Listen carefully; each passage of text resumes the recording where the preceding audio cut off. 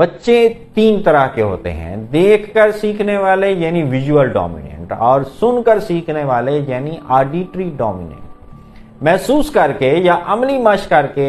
سیکھنے والے یعنی کائنستھیٹک ڈومیننٹ۔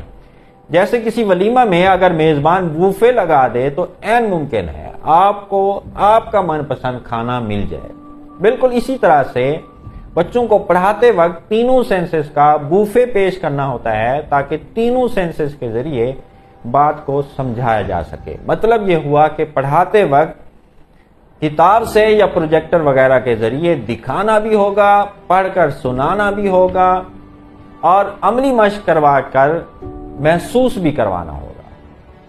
اگر یہ بوفے کسی لیکچر میں،